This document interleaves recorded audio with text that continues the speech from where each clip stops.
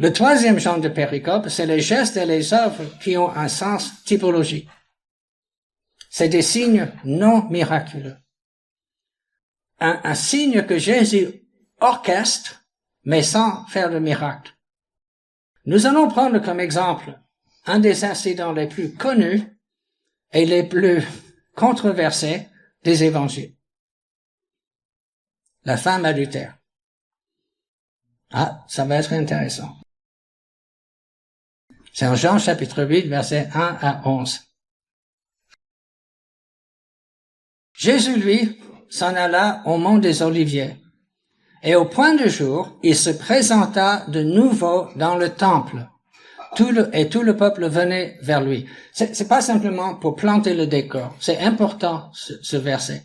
Jésus se présente ici et il fait œuvre de scribe, c'est-à-dire d'enseignant officiel de la loi de Moïse qui vient dans cet endroit du temple. C'est là que les scribes venaient s'asseoir et les Juifs venaient poser des questions, recevoir des enseignements. Donc Jésus se pose ici comme enseignant officiel de la loi de Moïse pour le peuple. S'étant assis, il les enseignait. Or, les scribes et les pharisiens amènent une femme surprise en adultère et la placent debout au milieu. Ils lui disent, « Maître, cette femme vient d'être surprise en flagrant délit d'adultère. » Or, dans la loi, Moïse nous a prescrit de lapider ces femmes-là, de les tuer en lui jetant des pierres. Alors toi, que dis-tu? Toi qui te présentes comme scribe. On veut ton opinion officielle. Il disait cela pour le mettre à l'épreuve, afin de pouvoir l'accuser, encore un piège. Jésus, se courbant, écrivait avec son doigt sur le sol. Ça n'a rien à voir, hein? C'est pas la peine d'essayer de deviner ce qu'il écrivait. Ça n'a aucun rapport. Mais comme il demeurait là à l'interroger, il se redressa et leur dit que celui d'entre vous qui est sans péché lui jette le premier une pierre. Et se courbant de nouveau, il écrivait sur le sol, mais eux, entendant ça, se retiraient un à un, en commençant par les plus âgés, et il fut laissé seul, ainsi que la femme qui se tenait là au milieu, un peu enfermée, prisonnière de cette groupe. Se redressant, Jésus lui dit, « Femme, où sont-ils? Personne ne t'a condamné? » Elle dit, « Personne, Seigneur. » Et Jésus dit, « Moi non plus, je ne te condamne pas. » Ici, il faut regarder, condamner, ce n'est pas déclarer coupable. Les autres, ils ont déclaré cette femme coupable. Elle était coupable. Condamner, ça veut dire exécuter le châtiment. OK?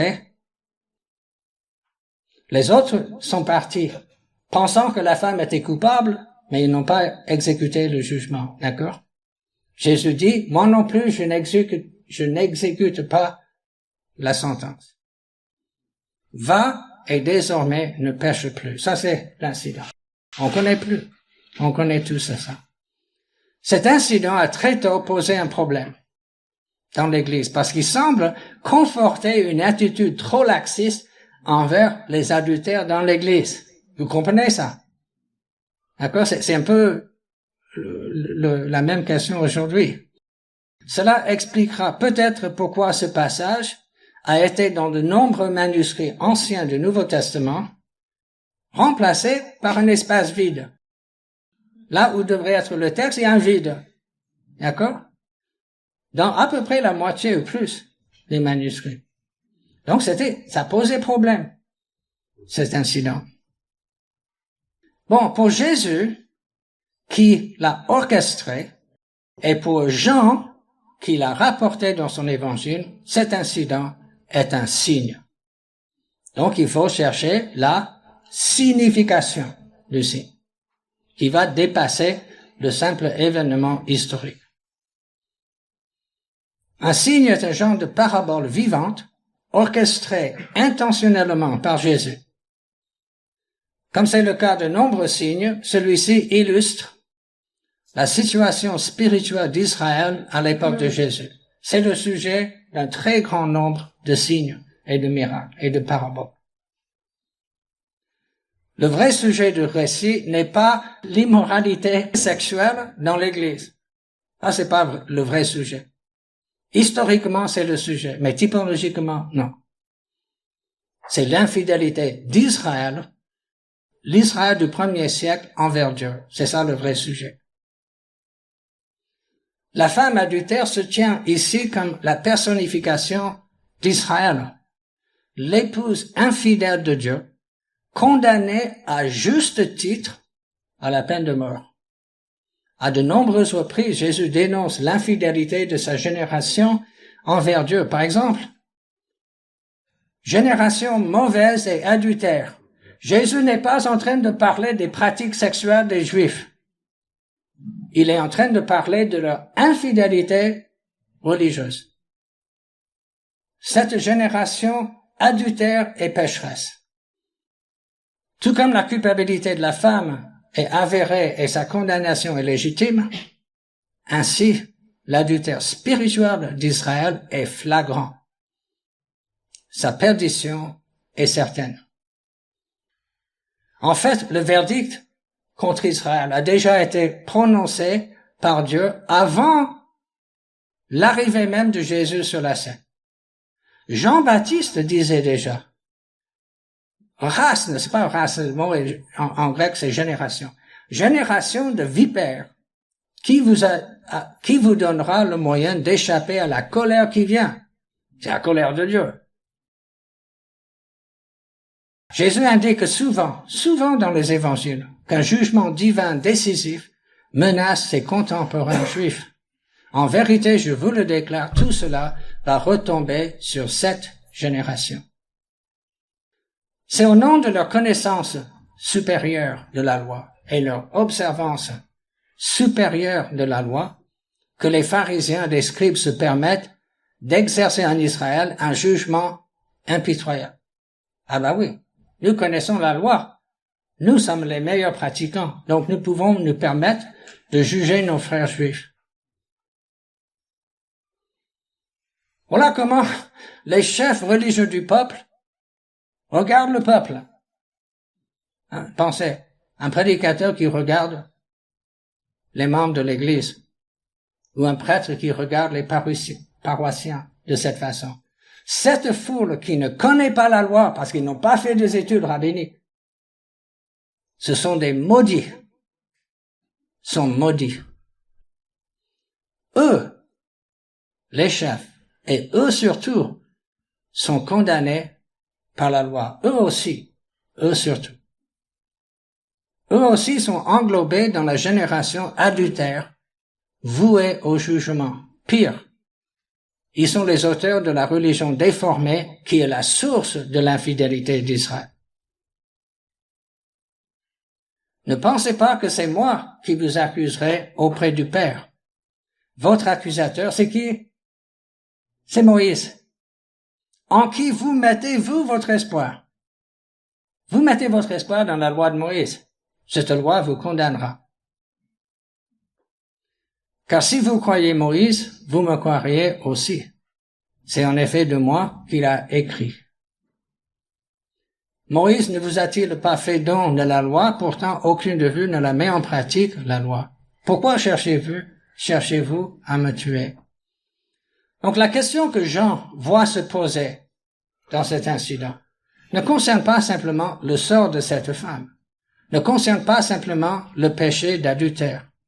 La vraie question, est-ce que Jésus, en tant qu'enseignant de la loi, exerçant son ministère dans le temple, va-t-il condamner cette génération spirituellement adultère et appliquer la sentence? Est-ce que Jésus va exercer, est-ce qu'il va accomplir le verdict que Dieu a, lui qui est le Messie, que Dieu a déjà prononcé? Déjà même, dit Jean-Baptiste, la hache est prête à attaquer la racine des arbres. Mais au lieu de répondre à la question à la fois sur la femme adultère et sur Israël, Jésus refuse de condamner. Il refuse d'appeler à l'application de la sentence. Pour le moment. Et son geste d'écrire sur le sol n'a rien à voir avec le contenu de ce qu'il écrit. C'est un geste qui dit aux autres, je refuse de répondre à cette question maintenant. Mais le moment viendra où Jésus interviendra en justicier. Et ce moment viendra avant la fin de cette génération. En attendant, la mission que le Père a confiée à Jésus consiste à apporter aux condamnés d'Israël, aux coupables d'Israël, le moyen d'échapper au jugement que lui-même doit rendre un jour. À ses adversaires juifs qui le condamnent comme faux prophète, Jésus répond ceci. C'est en Jean chapitre 8. Que de choses j'aurais à déclarer sur votre compte et à juger. Si on en est à juger, moi j'ai beaucoup de choses à dire sur vous. Mais non, celui qui m'a envoyé est véridique, et moi, ce que j'ai appris de lui, c'est ce que je proclame au monde. Si j'étais venu juger Israël, je ne manquerai pas de pain sur la planche, mais ce n'est pas ce que Dieu m'a envoyé faire pour le moment. Voilà un autre texte de Jean chapitre 3 qui nous apprend beaucoup sur cette question. Car Dieu n'a pas envoyé son Fils dans le monde pour juger le monde. Il s'agit ici du monde juif. Mais pour que le monde soit sauvé par lui. Bien sûr, on peut généraliser, on peut universaliser. Mais Jésus, dans le contexte, il parle du monde juif. Jésus est venu dans le monde juif infidèle, non pas pour exécuter le jugement déjà rendu, le verdict déjà prononcé, mais il est venu pour essayer de détourner le peuple de son péché et du châtiment qui venait. Mais les scribes et les pharisiens ne lâcheront pas leur proie. Leur proie, c'est pas la femme, c'est Jésus. Ils ne lâchent pas leur proie si facilement. C'est alors que Jésus largue sa bombe. Et c'est une bombe atomique. Que celui d'entre vous qui est sans péché lui jette le premier une pierre. Pourquoi c'est une bombe? Parce qu'il s'était attendu à ce que Jésus se prononce contre la peine de mort. Il fait le contraire. Allez-y. Vous n'avez qu'à appliquer la loi de Moïse et procéder à la lapidation. Il ne s'attendait pas à ça. Alors pourquoi les scribes et les pharisiens n'acceptent-ils pas la proposition de Jésus pour lapider cette femme? Rien dans la loi de Moïse n'exigeait que les bourreaux soient sans péché. C'est parce qu'ils ne cherchent pas du tout la mort de cette femme, ils cherchent la mort de Jésus. La femme n'était qu'un appât, elle ne s'intéresse pas du tout à cette femme. Jésus vient donc de déjouer leur piège. Il n'a rien dit contre la loi, il n'a rien dit pour diminuer la faute de cette femme. Cela dit, la clause sans péché change le débat. Il ne s'agit plus de la faute de la femme contre la loi, contre l'adultère. Il s'agit de leur incrédulité face à la loi. Dans le chapitre précédent de l'évangile de Jean, chapitre 7, Jésus avait mis le doigt sur leur incrédulité. Moïse ne vous a-t-il pas fait don de la loi? Pourtant, aucune de vous ne la met en pratique, la loi. Pourquoi cherchez-vous à me tuer? En Jean chapitre 5, mais sa voix, Jésus parle aux Juifs, il parle de la voix de Dieu. Sa voix, vous ne l'avez jamais écoutée. Ça c'est dur. Jésus dit aux Juifs qu'il le condamnait parce qu'il avait guéri un homme le jour du sabbat et lui a dit de porter son lit. Or, il a violé la loi. il a incité quelqu'un à travailler le jour du sabbat, il doit mourir. Ok. Jésus dit, la voix de Dieu, vous n'avez jamais écouté. Vous n'avez jamais écouté sa voix dans l'Ancien Testament. Sa face, vous ne l'avez jamais vue. Vous ne connaissez pas Dieu, malgré votre fanatisme sur la loi de Moïse. Et sa parole, vous ne l'avez pas, qui demeure en vous, puisque celui qui l'a envoyé, vous ne croyez pas. C'est le moins qu'on puisse dire, parce qu'en fait, il cherche un prétexte pour le tuer. Car si vous croyez Moïse, vous me croiriez aussi. C'est en effet de moi qu'il a écrit. Mais si vous ne croyez pas à ses écrits, comment croirez-vous à mes paroles?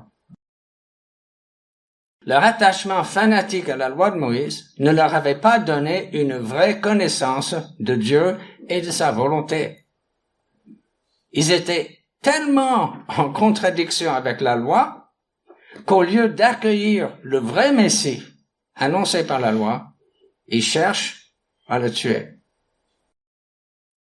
Sur le plan typologique, Jésus veut faire comprendre à ses auditeurs que si leur génération adultère devait être châtiée tout de suite, eux, ces chefs religieux, seraient les premiers à périr. Jésus se remet à écrire sur le sol. Même signification. Pour le moment, Jésus les épargne. Il leur permet de sauver la face et leur donne le temps de se convertir. Bien sûr, la question demeure. Se retire-t-il simplement pour éviter le piège de Jésus? Ou bien est-ce que son défi les a vraiment amenés à se remettre en question? On ne le sait pas. L'avenir nous montrera. Donc Jésus a délivré la femme du châtiment immédiat dont la menaçaient les scribes et les pharisiens. Et maintenant, il lui dit que lui non plus n'infligera la punition qu'elle mérite. D'accord? Quand Jésus dit « Moi non plus, je ne te condamne pas », il veut dire « Je n'applique pas la sentence ». Il ne dit pas « Je te tiens pour innocente ». Cela ne signifie donc pas que Jésus la pardonne. En Luc chapitre 7, Jésus avait dit à la pécheresse pénitente, « Tes péchés ont été pardonnés, ta foi t'a sauvé, va en paix. » Voilà à quoi ressemblent des paroles de pardon. Mais à la femme adultère de Jean chapitre 8, Jésus ne dit pas des paroles de pardon et de paix. Il appelle à se repentir, à renoncer à son péché d'adultère. Le pardon, ce n'est pas la même chose qu'un appel à la repentance. Il dit, va, et désormais, ne pêche plus. Savoir si oui ou non elle est pardonnée de ce péché particulier n'est pas vraiment la question ici. L'important, c'est qu'elle se voit offrir un sursis, du temps pour chercher le salut, et le moyen de chercher le salut, c'est la repentance. Le temps pour chercher le salut et le moyen, voilà ce que Jésus lui donne. Autrement, elle retombera sous la condamnation de la loi. Telle est la situation de l'Israël infidèle, qui est le vrai objet de ce signe. La nation est éprise d'un amant qui n'est pas son mari légitime. Au lieu de venir au vrai Messie, elle est amoureuse d'un faux, un empereur juif qui réalisera ses rêves nationalistes, qui dominera les nations païennes et leur imposera la pratique de la religion juive par la force. Ça, c'est le faux Messie. Ça, c'est le faux amant d'Israël. Alors, lequel choisira la femme? Faux amant ou vrai Messie? C'est à elle de décider. et lequel choisira Israël?